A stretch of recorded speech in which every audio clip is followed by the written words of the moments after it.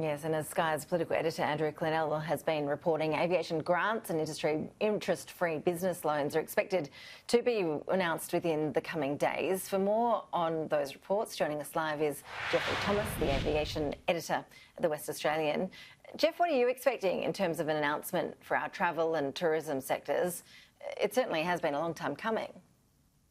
Look, it has, and it's certainly led to a great deal of angst and uncertainty in the tourism sector. You don't need to be Einstein to work out that tourism has been absolutely smashed by the COVID-19 pandemic. Not just the tourism sector, but obviously the airlines and the ancillary services that feed off tourism and off the airlines, like ground handling, airports and the like. We have just been totally devastated. Globally, the airline industry alone is losing for 2020 150 billion Australian dollars. So it's whereas they expected to make 30 billion for 2020, they lost 150. So we've got a 180 billion dollar turnaround. This airline industry and the tourism industry have been utterly devastated, and certainly a targeted a program is needed to maintain the employment. We don't want to lose the skills. We don't want to lose the businesses. But I'm really concerned if this loans or grants, if the process is going to be onerous, time-consuming, and then you have to wait for approval for a month. Really what we need is something that's very quick and simple. If you were receiving JobKeeper before, almost you automatically transition to a continuation, obviously some sort of approval process, but it should be rolled over within a week. We don't want something that drags out for months. Jeff, it feels like we're constantly playing this guessing game at the moment about when international borders will be open again, when we can go on our next international holiday.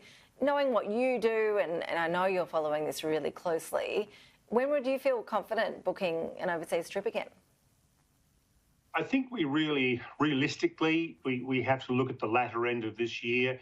I'm talking about global travel. I think New Zealand will come on stream a lot faster than that, and we may have targeted travel to places possibly like Singapore or Japan, depending on a variety of circumstances. But the biggest impediment to travel is the concern about quarantining when you get back, or having to quarantine when you get to the destination.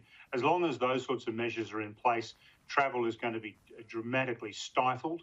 And of course, you know, the government has a ban at the moment for free travel overseas. You can travel with special permission, of course. So we are looking at the end of the year, really, realistically. And a lot of it depends on the rollout of the vaccine and how many people are vaccinated. We need everybody that can possibly be vaccinated to be done. And hopefully as the year rolls on, those who are concerned about it, their fears will be allayed as more and more people get vaccinated and there's no dramatic side effects. The concerns they have will start to disappear.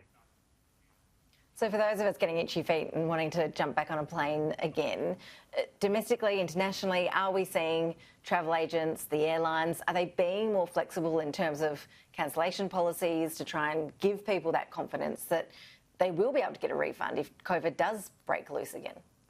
Oh, look, airlines have been jumping through hoops with all of those onerous conditions that we used to know. They've all been swept aside. And you basically, I mean, you know, there's variations on a theme here, but essentially, you know, book with confidence because you can change as many times as you like and you can get a refund if you want. That's basically where it's going. And some airlines are even insuring you against COVID-19 while you're travelling with them. So, you know, the airlines are being incredibly flexible. The big problem has been the state border issues, and then, of course, obviously the international border issues as well. So it's going to be the latter end of this year, and you're going to have to be vaccinated. I would imagine there'll be virtually no place that you can go without a COVID-19 vaccine test, vaccination, and possibly even a test before you fly. So those folks who think they can travel without it, that's not going to be the case. And Jeff, also in your patch, MH370, we've seen more developments in recent days. Some new evidence has surfaced. Should the search resume? Are we at that point? Oh, look, absolutely. There's been numerous analyses of the satellite data, which pinpoints the spot about 1,900 kilometres due west of the southwest of Western Australia. And we've had now 9 drift analysis done. The latest one from a very eminent aerospace engineer in Frankfurt, Richard Godfrey, who's actually built part of the space station. A brilliant man. And he's been working with David Griffin from the CSIRO. And his reverse drift modelling of the debris we've found 33 pieces of debris from MH370, comes to the same spot. So we've had now 9 drift analysis. We've had multiple satellite analyses done, all refined over the last 7 years, as we have obtained more and more data and more debris. This comes to they all come basically to the same spot near a place called called Broken Ridge in the Diamantina Trench, which is about 5,000 metres deep. It's volcanoes, it's mountains, it's ravines. It's as tough as you can get. So the search needs to resume there by the American company Ocean Infinity, who have already had a look. They need to go back over the area searched by the ATSB and widen the search. And Ocean Infinity's CEO, Oliver Plunkett, says MH370 is unfinished business. So these folks, these Americans, want to find it. We need to get the Malaysians on board with a no find, no fee deal they had before. And hopefully next summer, we can resume the search and find this aeroplane for those families left behind. Yeah, it'd be good to get some closure, wouldn't it, Geoff? Appreciate your analysis and thoughts as always. Thanks so much for joining us. Pleasure.